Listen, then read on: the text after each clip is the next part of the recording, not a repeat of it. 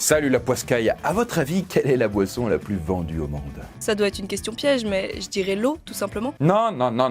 Pense à plus sucré, beaucoup plus sucré. Ne me dis pas que c'est Coca. Eh bien si, Coca est la marque la plus vendue dans le monde. Et ce pour la 9e année consécutive, selon le classement Brand Footprint. Ah bah tu vois, je suis justement en train d'en boire en matant cette vidéo. Ouais, et ce n'est pas étonnant. Et pourtant, croyez-moi que ce n'était pas gagné du tout. Et oui, parce que la boisson caféinée que nous connaissons tous aujourd'hui a transité par une succession d'échecs cuisants avant de s'imposer dans nos vies. Entre les proprios de la marque, la guerre et le fait que tout le monde trouvait ça dégueu, C'est dégueulasse. eh bien Coca-Cola aurait pu couler plus d'une fois. Bref, on est très loin du succès d'aujourd'hui, puisque l'enseigne est la 3e plus grosse entreprise agroalimentaire du monde, avec plus de 150 000 employés et un chiffre d'affaires record de 40 milliards de dollars en 2021. Ouais, quand même. Ah oui, quand même. Alors, à quoi ressemble la naissance chaotique de Coca-Cola? Eh bien, c'est ce que nous allons voir maintenant.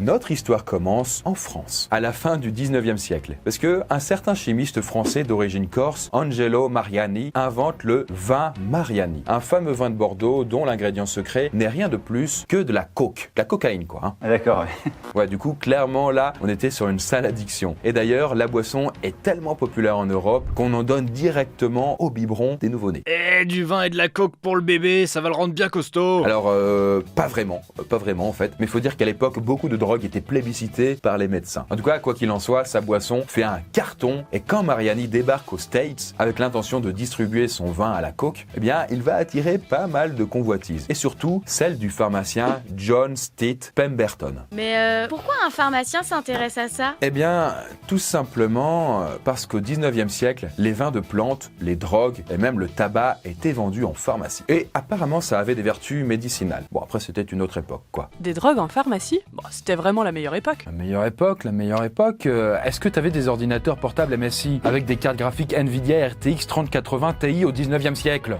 Non, pourquoi? Est-ce que t'avais des PC avec des écrans 16 pouces QHD tactiles? Oui, tactile. Et avec un ratio 16 dixièmes proche du nombre d'or, qui garantit un espace de travail plus large et donc une plus grande fluidité dans la création. Non, mais je veux dire Ne me coupe pas la parole. Est-ce que t'avais ce genre de PC au design épuré, élégant et muni d'un gros processeur Intel Core i9 de 12e génération avec 45% de performance en plus? Mais Chris... Non mais arrête de m'interrompre. Est-ce que t'avais des batteries de 90 Wh qui assurent une autonomie ultra prolongée? Bon, blague à part, vous l'avez compris, ces specs sont celles de ce magnifique ordi MSI qui est en partenariat avec nous dans cette vidéo. Bref, en tout cas, si vous avez besoin de faire rimer puissance et élégance, par exemple pour faire du montage, ou même du digital painting grâce à l'écran tactile, de la 3D, ou même jouer aux jeux vidéo next-gen, et ce, même quand vous êtes en déplacement, eh bien, vous avez le bon outil en main. Ah oui, et j'ai entendu parler du logiciel MSI Center Pro. Il paraît que tu peux tout optimiser facilement en paramétrant les réglages du système et des logiciels. C'est encore plus pratique pour faire de la création sereinement. Vu la puissance, j'ai peur qu'il surchauffe ton MSI. Eh bien, justement, non, car il est équipé en fait d'une nouvelle technologie de refroidissement, la Vapor Chamber Cooler. En fait, c'est un système avec 2 ventilateurs, 2 caloducs et 4 aérations. Regardez, c'est des poissons.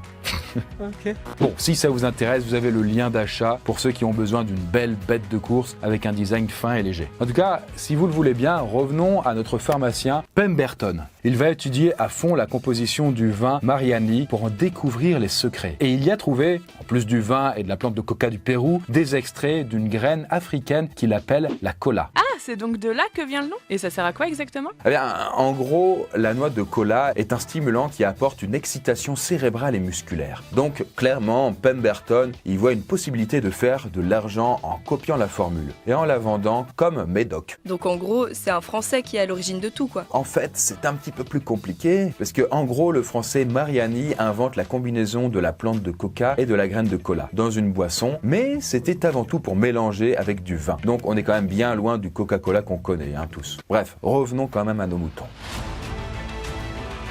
On fait un petit saut dans le futur et là, nous nous retrouvons à la période de la Prohibition. Nous sommes le 25 décembre 1885 à Atlanta, aux États-Unis. Un premier décret signe l'interdiction de la vente d'alcool dans certains États. C'est le début de la prohibition. À cette époque, les instances dirigeantes sont très pieuses et conservatrices et voient d'un mauvais œil l'alcool qui corrompt les hommes et les transforme en bêtes sauvages. Chris, c'est à toi là. Yes. Bon, en tout cas, ça arrange pas trop les affaires de Monsieur Pemberton. Alors il va avoir une idée simple mais efficace, remplacer le vin par de l'eau gazeuse. En gros, il garde tous les ingrédients sauf l'alcool. Alors bien sûr, il garde aussi les 36 mg de cocaïne par litre, quand même. Et ça, personne ne lui dit rien. C'est pas bien. Et c'est ainsi que la boisson de Pemberton va entrer dans la grande famille des sodas. Attends, si je comprends bien, l'alcool est interdit, ok. Par contre, la cocaïne, ils s'en foutent. Mais alors totalement en fait. D'ailleurs, il la met sur le marché sans problème. Bon, le truc c'est que à ce moment-là, la boisson s'appelle pas encore Coca-Cola. Et surtout, ça marche pas trop quoi. Mais même pas du tout en fait. En fait, la plupart des gens trouvent même le goût de sa boisson au cola un peu trop dégueu. Et surtout, tout le monde s'en bat les couilles. Donc Pemberton perd littéralement toute sa thune. Qu'est-ce qu'il peut y faire, ce voleur de pharmacien? En vrai, pas grand-chose. Pemberton est au bord de la faillite. Et selon son comptable, qui s'appelle Monsieur Frank Robinson, leur boisson ne fonctionne pas car elle n'a pas d'identité. Enfin, pas de personnalité en gros quoi. Donc tout d'abord, il lui faut un nom directement reconnaissable, mais aussi un visuel unique. Et donc alors son comptable, Robinson, énonce comme un éclair Coca-Cola. Et voilà, ça devient une évidence pour lui, il trouve que ça sonne plutôt bien quoi. En fait, si je comprends bien, c'est le français Mariani qui a inventé la base du coca. Après, c'est son comptable qui a inventé le nom et le logo. Ouais, donc en gros, le pharmacien, à part copier, il a pas fait grand chose quoi. Il faisait sa thune aussi quoi du coup, enfin je veux dire, il réglait ses chèques et tout, enfin voilà, j'imagine quoi, c'est un comptable. Oh oui, clair, Faut quand même, pour vous dire, juste après avoir déposé le nom Coca-Cola, Pemberton va ajouter un ingrédient que les ricains adorent. Encore plus de coke? Non, pas du tout. En fait, je parle du sucre. Beaucoup de sucre. Ce qui va permettre de faire quand même passer le goût très amer du sirop de base à quelque chose de plus sirupeux. Ah, ok. Alors, à défaut de nous rendre accro à la coke, il nous rend accro au sucre. Maintenant que Coca a de la personnalité, ça va forcément marcher cette histoire. Eh bien non. En fait, oui et non quoi. C'est vrai que Pemberton fait tout de même un léger bénéfice pour la première fois avec son Coca-Cola. Et là, en fait, il vend à peu près 9 verres par jour. Énorme! Bon, on est quand même encore loin des 1,5 milliard de verres vendus aujourd'hui par jour, mais tout de même, il y a du progrès. Voilà, on fait un bond dans le futur, 1 an plus tard, et Pemberton fabrique toujours son breuvage dans son laboratoire qu'il crée dans sa cave.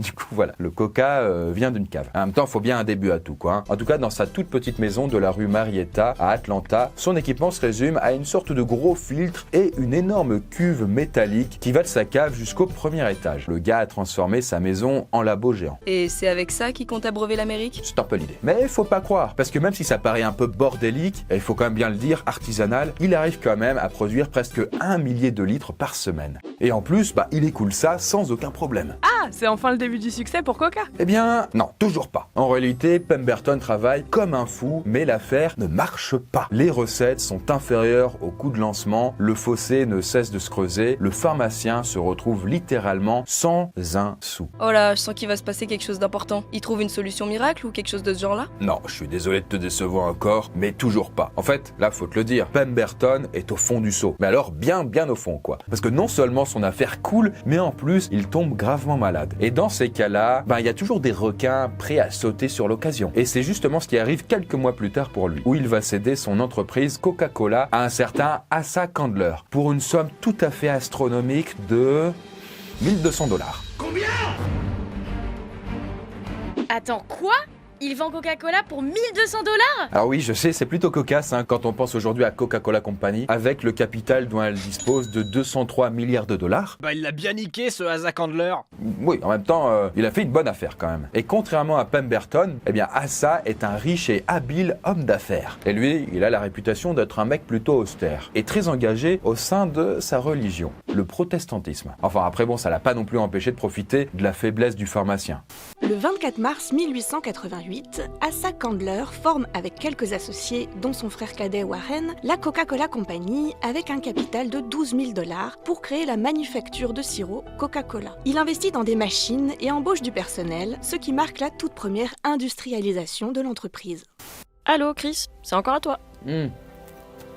Ah, pardon, c'est pour les besoins de la vidéo en même temps, vous voyez. En fait, là, c'est un labo professionnel, loin de la bidouille que faisait Pemberton dans sa cave. Une fois tout le matos en état de marche, Asa n'a qu'une seule obsession, le succès de son entreprise. Il y pense jour et nuit et travaille sans compter ses heures. Son frère cadet disait même de lui qu'il le voyait comme un véritable croyant mystique de Coca-Cola. Oula, ça va un peu loin là, non? C'est juste un soda.